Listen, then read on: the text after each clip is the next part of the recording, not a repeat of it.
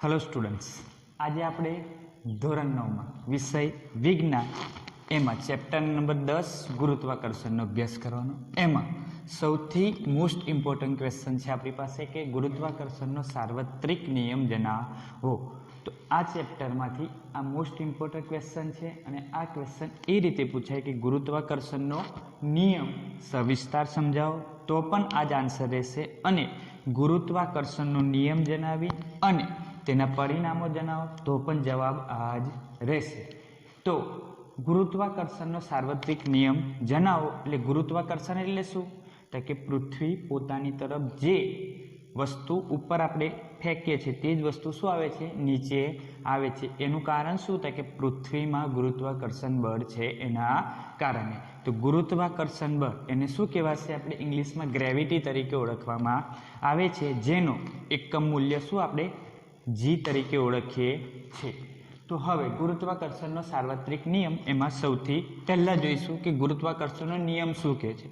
તો કે કોઈ પણ બે પદાર્થ એકબીજા પર આકર્ષણ બળ લગાડે અને આ આકર્ષણ બળનું મૂલ્ય એ બે પદાર્થના દળના ગુણાકારના સપ્રમાણમાં અને તે બે પદાર્થના વચ્ચે રહેલા અંતરના વર્ગના વ્યસ્ત પ્રમાણમાં હોય છે। તમને એવું થશે કે સાહેબ આ નિયમ તો કેટલો મોટો છે, પણ આપણે શું કરીશું કે આ નિયમને થોડો તોડી નાખીએ। ચાલો, કોઈ પણ બે પદાર્થ, બરોબર, પદાર્થ એ બી લો, પી ક્યુ લો, કોઈ પણ પદાર્થ હોય તો કોઈ પણ બે પદાર્થ એકબીજા પર આકર્ષણ બળ લગાડે છે। આવડી ગયું આટલું? તો કોઈ પણ બે પદાર્થ એકબીજા પર આકર્ષણ બળ લગાડે અને આ આકર્ષણ બળનું મૂલ્ય એ બે પદાર્થ વચ્ચે દળના ગુણાકારના સપ્રમાણમાં છે। આટલું છોડી દો અને ત્યાર પછી અહીંયાથી ત્રીજો ભાગ પાડો અને તે બે પદાર્થ વચ્ચે રહેલા અંતરના વર્ગના વ્યસ્ત પ્રમાણમાં છે। આમ કરી અને આખી વ્યાખ્યાને 3 ભાગમાં ડિવાઈડ કરી દેશો તો આ વ્યાખ્યા તમને એકદમ ઇઝી પડશે નિયમ, અને એના ઉપરથી આપણે તારણ પર સરળતાથી મેળવીશું। તો સૌથી પહેલાં કોઈ પણ બે પદાર્થ એકબીજા પર આકર્ષણ બળ લગાડે છે તો આપણે ધારી લઈએ ચાલો કે કોઈ પણ બે પદાર્થ છે, ધારો કે પદાર્થ એ છે અને પદાર્થ બી છે, તો આ બંને પદાર્થ એકબીજા પર શું લગાડે છે? આકર્ષણ બળ લગાડે છે અને આ આકર્ષણ બળનું મૂલ્ય એ બે પદાર્થના દળ, બરોબર, ના ગુણાકારના સપ્રમાણમાં હોય। એટલે આ બે પદાર્થ પર જે દળ લાગશે, બરોબર, એ દળનું કેવું હશે? સપ્રમાણ એટલે કે સરખા પ્રમાણમાં હશે। અને તે બે પદાર્થ વચ્ચે રહેલા, આ બે પદાર્થ વચ્ચે શું રહેલું હોય છે? અંતરને ઇંગ્લિશમાં શું કહેવાશે? ડિસ્ટન્સ તરીકે ઓળખાય, એટલે આપણે ડી લખીશું। તે બે પદાર્થ વચ્ચે રહેલા અંતરના વર્ગના વ્યસ્ત પ્રમાણમાં હોય। જે ડિસ્ટન્સ હશે તેનો વર્ગ થશે અને એનું કેવું પ્રમાણ થશે? વ્યસ્ત પ્રમાણ થશે। તો આ નિયમ છે। ત્યાર પછી આકૃતિ। હવે આકૃતિની આપણે સમજ મેળવીએ તો સૌથી પહેલાં શું કરીશું તો કે પદાર્થ એ અને પદાર્થ બી આ બંને શું ધરાવે છે? તો કે કોઈ પણ પદાર્થ હોય તે દળ તો ધરાવે જ છે। એટલે ધારો કે એમ દળ ધરાવતા પદાર્થ એ એમ દળ ધરાવતા પદાર્થ પર એફ જેટલું બળ લગાડે છે। એફ એટલે શું કહેવાશે? ફોર્સ કહેવાશે। એટલે એમ દળ ધરાવતો પદાર્થ એ એમ દળ ધરાવતા, એટલે આ પહેલો પદાર્થ છે, આ બીજો પદાર્થ છે। કેપિટલ એમ એ આપણે મોટા પદાર્થને કહ્યું છે અને સ્મોલ એમ એ આપણે નાના પદાર્થને કહ્યું છે। માટે કેપિટલ એમ દળ ધરાવતા પદાર્થ એ સ્મોલ એમ દળ ધરાવતા પદાર્થ પર એફ જેટલું બળ લગાડે છે અને બંને વચ્ચેનું અંતર જેને આપણે શું કહ્યું છે? ડી તરીકે ઓળખ્યા છે। આકૃતિને આપણે શું ફક્ત સમજૂતી મેળવી છે। હવે તે નિયમને તારવીએ તો હવે ગુરુત્વાકર્ષણના સાર્વત્રિક નિયમ અનુસાર બળનું મૂલ્ય એ બે પદાર્થના દળના ગુણાકારના સપ્રમાણમાં હોય। અહીંયાથી જો આ બળનું મૂલ્ય એ બે પદાર્થના દળના ગુણાકારના સપ્રમાણમાં છે। કહ્યું હતું ને આપણે કે અહીંયાથી ને અહીંયાથી નિયમને 3 ભાગમાં આપણે શું કરીશું? ડિવાઈડ કરી દઈશું તો આસાનીથી આપણે નિયમને સમજાવી શકીશું। તો પ્રથમ ભાગ આપણે અહીંયા ડિવાઈડ કર્યો એટલે અહીંયા સુધી સમજાવી શક્યા। ત્યાર પછી આ બળનું મૂલ્ય એ બે પદાર્થના દળના ગુણાકારના સપ્રમાણમાં છે.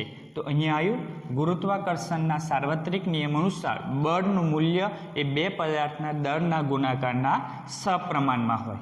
હવે બરોબર ફોર્સ આ નિશાની છે એને શું કહેવાશે? ચલે છે. આ નિશાની શું કહેવાય? ચલે છે. તો એફ ચલે છે, દળ લગાવ્યું ને આપણે એટલા માટે અહીંયા એફ ચલે છે એમ ઇન્ટુ એમ.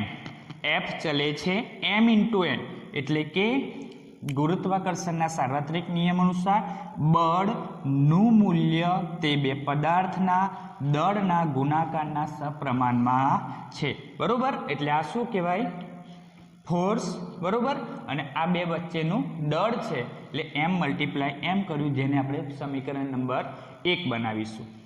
ત્યાર પછી બળનું મૂલ્ય એટલે કે અહીંયાનો નિયમ જો, તે બે પદાર્થ વચ્ચે રહેલા બળનું મૂલ્ય એ બે પદાર્થ વચ્ચેના અંતરના વર્ગના વ્યસ્ત પ્રમાણમાં હોય છે.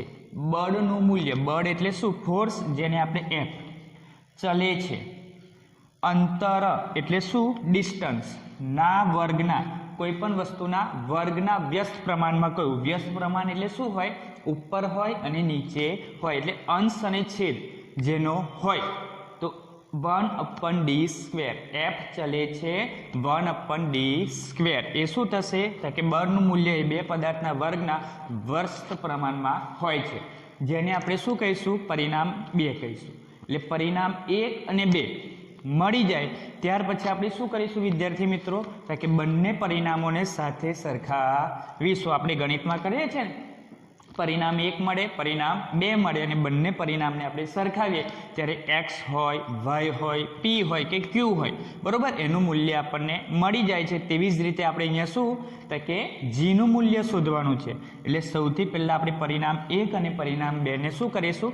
તારવણી કરીશું. તો પરિણામ 1 અને પરિણામ 2 પરથી આપણને શું મળશે? તો કે એફ ચલે છે એમ ઇન્ટુ એમ અપન d². એટલે એફ ચલે છે એમ ઇન્ટુ એમ એટલે એમ ગુણ્યા એમ અપન d². આ નિયમ આ બંને આપણે ભેગા કરીશું, પરિણામ 1 અને પરિણામ 2, તો આપણને શું મળશે? એક પરિણામ એફ ચલે છે એમ ઇન્ટુ એમ અપન d².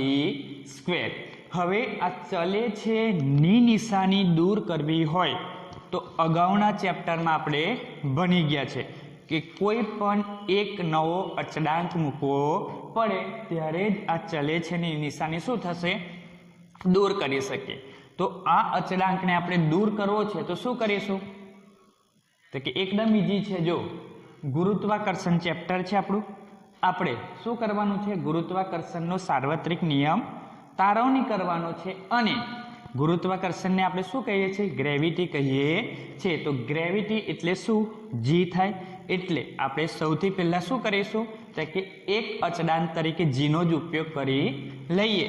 તો એફ ચલે છે ની નિશાની દૂર કરવા માટે F is equal to G into M multiply M upon d². એટલે ગ્રેવિટી આ એમ ઇન્ટુ એમ, બરોબર. એમ શું થશે? દળ ગુણ્યા દળ છેદમાં અંતર. આનું ગુજરાતી શું થશે? તો કે બળ બરાબર ગુરુત્વાકર્ષણ ગુણ્યા દળ છેદમાં અંતર. આનું શું થાય? ગુજરાતી થાય. તો F is equal to G multiply M upon d². હવે શું કરવાનું? તો કે આપણે આનું મૂલ્ય શોધવાનું છે. તો આને શું કરવું પડશે? તો કે સૂત્ર કરતા બનાવવો પડે. અને જીને સૂત્ર કરતા બનાવવો હોય તો જીને કઈ લઈ જઈશું? બરાબરની આ બાજુ લેવો પડશે અને એફને બરાબરની પેલી બાજુ લેવો જોઈએ. તો આપણે વ્યસ્ત પ્રમાણ સપ્રમાણના નિયમ ખબર છે કે કોઈ પણ બરાબરની વિરુદ્ધ દિશામાં જાય તો નિશાની બદલાય છે. ગુણાકાર હોય તો ભાગાકાર, ભાગાકાર હોય તો ગુણાકાર, વત્તા હોય તો ઓછા થશે ને ઓછા હોય તો વત્તા થઈ જશે.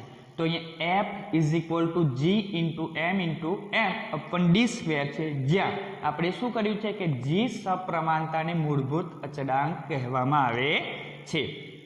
આ જીને શું? ગ્રેવિટીને કારણે આપણે લીધો છે. જી ને ગુરુત્વાકર્ષણના સાર્વત્રિક અચળાંક તરીકે આપણે ઉપયોગમાં લીધો છે, માટે જી લીધો છે, બરોબર. કેમ જી લીધો એવો પ્રશ્ન હવે રહેવો જોઈએ નહીં. ત્યાર પછી આપણે જીને સૂત્ર કરતા બનાવીશું, એટલે જી બરાબરની આ બાજુ આવશે, એટલે જી ઇઝ ઇક્વલ ટુ આ છે એ બરાબરની પેલી બાજુ જાય, એટલે શું થશે, અહીંથી આમ ક્રોસ ગુણાકાર થાય, એટલે F in multiply D square, F અને ડી સ્ક્વેરનો ગુણાકાર થશે. આ શું છે તો કે ગુણાકારના સંબંધમાં છે, બરાબરની વિરુદ્ધ દિશામાં જાય તો ભાગાકારના સંબંધમાં આવે, એટલે અપન એમ ઇન્ટુ એમ. જો જીને સૂત્ર કરતા બનાવ્યા છે એટલા માટે જી બરાબરની આ બાજુ આવશે, એટલે D F multiply D square M into M, એટલે G is equal to F multiply D square M into M. આપણને શું મળ્યું, નવું સમીકરણ મળે.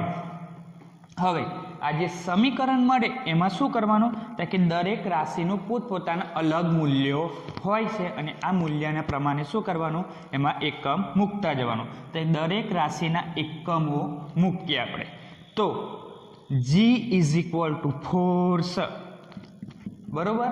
આનો એકમ કોને આપ્યો હતો તો કે ન્યૂટન કાકાએ આપણને કહ્યું હતું કે એન ઇઝ ઇક્વલ ટુ શું થયું હતું તો કે એમ એસ સ્ક્વેર, કિલોમીટર પર સેકન્ડ. આ કોનો તો કે ન્યૂટનનો અભિગમ હતો. એના કારણે અહીંયા એફની જગ્યાએ શું આપણે એફ, બરોબર, બળનું મૂલ્ય શું, ન્યૂટન. ત્યાર પછી ડિસ્ટન્સ, અંતરનું મીટર પર સેકન્ડ, એટલે એમ સ્ક્વેર, અને એમ ઇન્ટુ એમ જેને શું કહેવાય, કિલોગ્રામ, એનો એસઆઈ એકમ થાય. એટલે દરેકે દરેકનો આપણે શું કર્યું છે, અહીંયા એસઆઈ એકમ મૂક્યો. જ્યારે જીનો એસઆઈ એકમ કયો થયો તો કે જીનો એસઆઈ એકમ એન ઇન્ટુ એમ સ્ક્વેર, આ જો બરાબર શું છે, ભાગાકારમાં છે, અને ભાગાકારમાંથી ગુણાકારમાં લઈ જઈએ તો જે ઘાત હોય તે શું થાય, માઇનસ થઈ જાય છે, માટે એન ઇન્ટુ એમ સ્ક્વેર મલ્ટીપ્લાય કે જી -2 સ્ક્વેર થાય, બરોબર. અહીંયા જોજો, અહીંયા શું છે, ભાગાકારમાં છે, એના કારણે જ અહીંયા માઇનસ ઘાત થઈ ગઈ છે. હેનરી કેવેન્ડિશ, આ કોણ છે, એક વૈજ્ઞાનિકનું નામ છે હેનરી કેવેન્ડિશ, જેને સંવેદનશીલ અહીંયા જો ભાર મૂકવામાં આવે છે શબ્દમાં સંવેદનશીલ એટલે શું તો કે એવી વસ્તુઓ જે ખૂબ જ કિંમતી હોય, ખૂબ જ અગત્યની હોય. હવે તમે ચોકસીની ત્યાં ગયા હોય તો તમે જોયું છે કે ચોકસીની ત્યાં સોનું ચાંદીની જે તોલણી કરવામાં આવે, માપ લેવામાં આવે, તે શું હોય, કાચની પેટીમાં જ મૂકેલું હોય. કેમ તો કે એને હવા પણ ના લાગે, અને જેના કારણે મૂલ્ય બગડી જાય. એક પણ મૂલ્ય 1 પોઈન્ટ આગું કે પાછળ થશે, આગળ પાછળ થશે તો શું થાય તો કે મૂળભૂત કિંમતમાં વધારો કે ઘટાડો થઈ જાય, માટે શું કરશે, એ લોકો કાચની પેટીમાં જ મૂકે છે. એવી જ રીતે આપણો એકમ પણ શું તો કે ખૂબ જ સંવેદનશીલ છે, જેના કારણે હેનરી કેવેન્ડિશે સંવેદનશીલ ભૌતિક તુલનામાં જીનું મૂલ્ય મેળવ્યું છે, અને હાલમાં એટલે કે હાલના સંજોગોમાં સર્વ સ્વીકૃત રીતે, એટલે કે જે દરેક લોકો સ્વીકારે તેને શું કહેવાય, સર્વ સ્વીકૃત.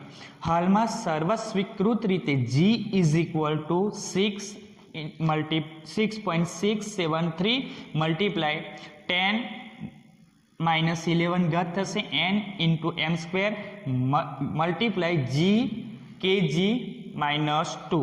આ શું થશે તો કે જીનો મૂળભૂત એકમ થશે.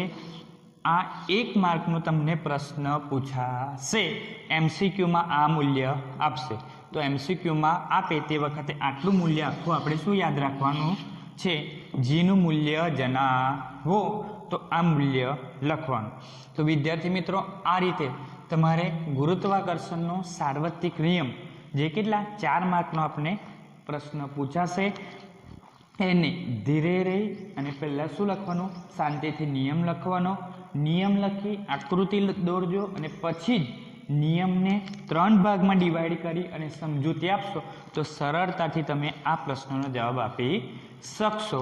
તો આ પ્રશ્નને ઘરે 2 કે 3 વાર વાંચજો, લખજો, અને પછી જ આ પ્રશ્ન તૈયાર થશે.